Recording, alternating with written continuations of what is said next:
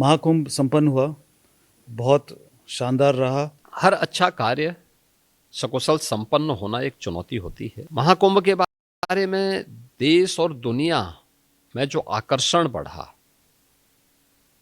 वो हमारी अपेक्षा से कहीं ज्यादा था। विपक्ष तो जब हम महाकुंभ के कार्यक्रम को आयोजित कर रहे थे तब भी वह आरोप लगाता था। पहली बार इन सब का आनंद लोगों ने लिया तब भी ये लोग उंगली उठा रहे थे। महाकुंभ संपन्न हुआ, बहुत शानदार रहा और सरकारी आंकड़े बताते हैं कि 66 करोड़ लोग श्रद्धालुओं ने स्नान किया, जो कि देश की आबादी का आधा है करीब।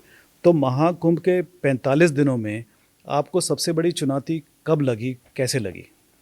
देखिए, हर अच्छा कार्य सकुशल संपन्न होना एक चुनौती होती है, लेकिन उस चुनौती को चुनौती न मान करके अगर हम उसके पार्ट बन जाते हैं तो वह हमें स्वयं आगे बढ़ाने में मदद करती है। महाकुंभ के बारे में देश और दुनिया में जो आकर्षण बढ़ा वो हमारी अपेक्षा से कहीं ज्यादा था। हम ये मानते थे कि 40 करोड़ तक श्रद्धालु वहां पहुंचेंगे, क्योंकि 2019 में प्रयागराज कुंभ के साथ जुड़ने का हमें अवसर प्राप्त हुआ था और उस समय लगभग 24 करोड़ श्रद्धालु वहां आए थे। इस बार हम लोगों ने 40 करोड़ का एक मान करके 45 दिन के इस कार्यक्रम में हम लोग ये मानते थे कि 6 स्नान है। उन 6 मुख्य स्नान में से 3 अमृत स्नान है। मकर संक्रांति है, मौनी अमावस्या है और बसंत पंचमी है। 3 स्नान अन्य इसके साथ जुड़ेंगे, पौष पूर्णिमा का, माघी पूर्णिमा का और महाशिवरात्रि का। 3 अमृत स्नान में जो संख्या होगी, यह मेरा अनुमान था कि 3 से 5 करोड़ के बीच में प्रतिदिन होगी। जैसे मैं मानता था मकर संक्रांति के अवसर पर 3 करोड़ के आसपास श्रद्धालु आएंगे, 3.5 के आसपास आए थे। मौनी अमावस्या पे मैं मानता था 5 करोड़ श्रद्धालु आएंगे, लेकिन मौनी अमावस्या 29 जनवरी को पड़ी तो 28, 29, 30 इन 3 दिनों में, यानी मौनी अमावस्या 2 दिन गई थी, 28 की सायंकाल से लेकर के और 29 की सायंकाल तक चला।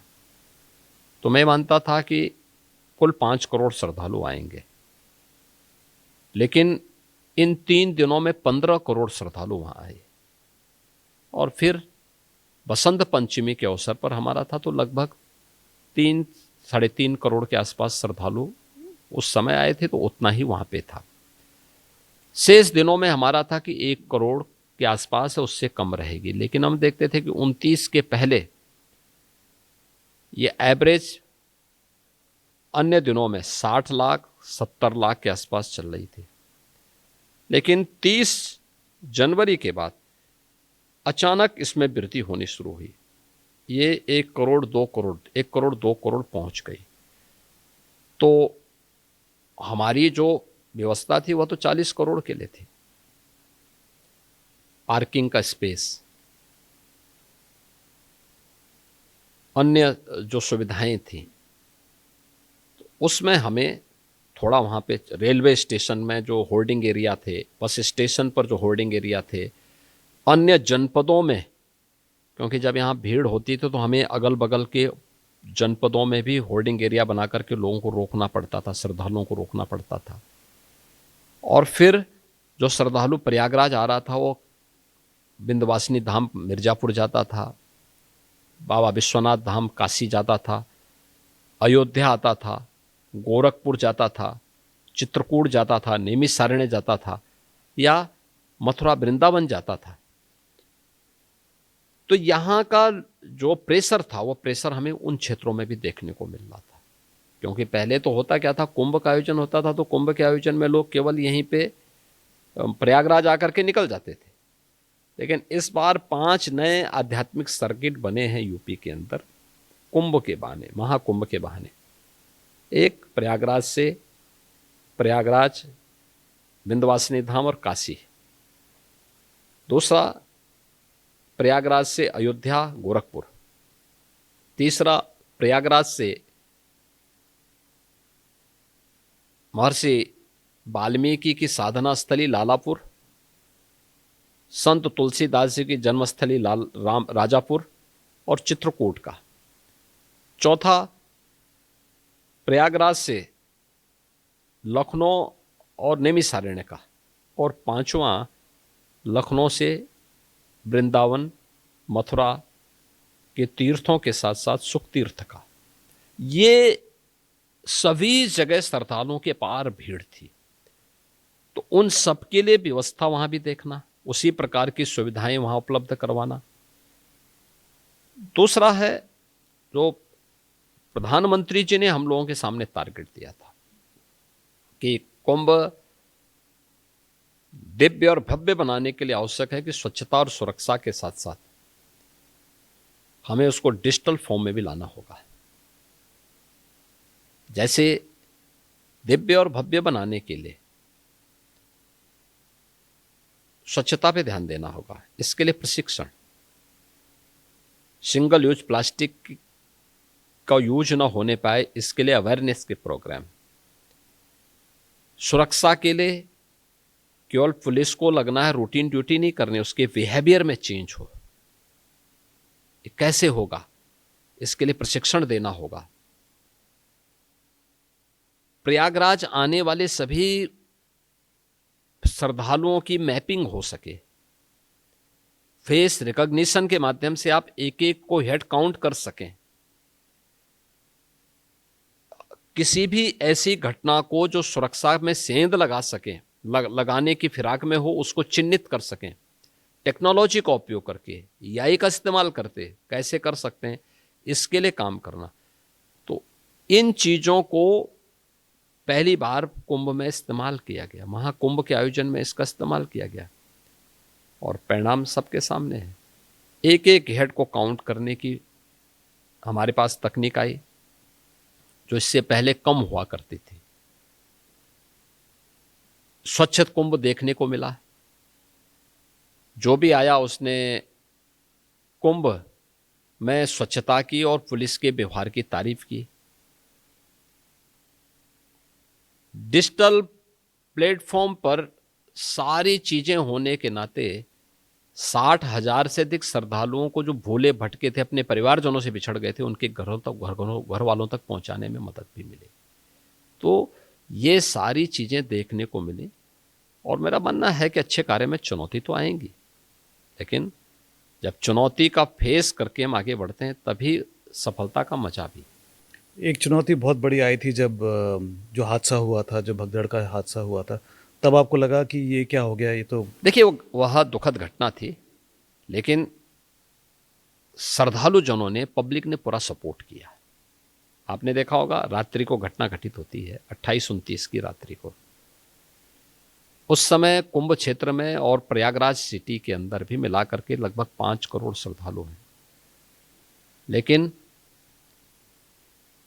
15 मिनट के अंदर घटना घटित होती है, लेकिन ग्रीन कॉरिडोर बनाने से लेकर के घायल लोगों को हॉस्पिटल पहुंचाने में पब्लिक ने बड़ा सपोर्ट किया। अक्सर होता है जब कोई घटना घटित होती है तो लोग उत्तेजित होते हैं, तोड़फोड़ करते हैं, नहीं, उसके विपरीत सभी ने बहुत अच्छे सहयोग से उन्हें हॉस्पिटलाइज पहुंचाया। फिर हॉस्पिटल में जो घायल थे मैं उनसे मिलने के लिए गया था। मैं भौचक था कि उन लोगों ने जो मुझे वहां वो लोग कहते थे कि साहब इसमें सरकार की कोई गलती नहीं है, तो जो है हम लोग स्नान करके लेटे हुए थे, अच्छा हमें पुलिस ने 1-2 बार उठाया भी, लेकिन फिर हम इस मोह में कि साहब अभी जब अखाड़े जाएंगे 4 बजे से स्नान करने के लिए तो उनके साथ अखाड़े के साथ हम भाग ले लेंगे, उसमें हम लोग इस धोखे में, इसकी चपेट में आ गए। लेकिन इसमें आप किसी के खिलाफ कार्रवाई मत करना। अरे हमने कहा देखो पहले जांच होने दीजिए, आप पहले स्वस्थ होइए। खैर मुझे ये लगा कि भाई दुखद मौत 29 लोगों की हुई, लेकिन बाकी शेष जो लोग घायल थे उन सब को सकुशल उनके घरों तक, उनके परिवारजनों तक पहुंचाने में। विपक्ष का कहना है कि 30 जो है वो बहुत कम है और कोई साजिश है कि नंबर को आपने सप्रेस किया है। विपक्ष को तो हर एक चीज में देखिए, विपक्ष तो जब हम महाकुंभ के कार्यक्रम को आयोजित कर रहे थे तब भी वह आरोप लगाता था, जैसे कि इतना विस्तार देने की आवश्यकता क्यों है। आप मुझे बताइए, अगर विस्तार नहीं देते क्या इतना बड़ा आयोजन हो पाता। फिर हमने जब पेंटून ब्रिज लगाए, 30 पेंटून ब्रिज बनाए। आप याद करिए 2013 में जब कुंभ का आयोजन था, समाजवादी पार्टी की सरकार थी, उन्होंने कुल मुझे लगता है कि 12 से 15 पेंटून ब्रिज लगाए थे। कोई भी उन्होंने वहाँ पे अस्थाई घाट नहीं बनाया था, कोई कॉरिडोर नहीं बनाए थे, कोई भी ऐसी सुविधा नहीं दी थी जिससे श्रद्धालु जनों को स्वच्छता के बारे में या वहाँ की सुरक्षा के बारे में बेहतर अनुभव लेकर के जाएं। अविरल और निर्मल गंगा मिले, इसके लिए भी कोई इंतजाम सरकार ने नहीं किया था। पहली बार इन सब का आनंद लोगों ने लिया, तब भी ये लोग उंगली उठा रहे थे। और इनकी मानसिकता उसी से समझी जा सकती थी कि ये मानते थे कि सैकड़ों में मौतें हों, क्योंकि इनके समय में मौतें उसी प्रकार से होती थी, उसी प्रकार से होती थी। याद करिए 1954 को लगभग 1000 मौतें हुई थी। याद करिए 74 के कुंभ को सैकड़ों में मौतें हुई थी, 86 में सैकड़ों मौतें हुई थी। तो ये लोग उसकी पुनरावृत्ति चाहते थे, लेकिन सरकार के इंतजाम और पब्लिक का सपोर्ट सभी को सुरक्षित हॉस्पिटल पहुंचाने में मदद करता है। और उन्हें कुछ लोगों की दुखद मौत हुई, शेष लोग सुरक्षित उनके परिवारजनों को सौंपे गए। एक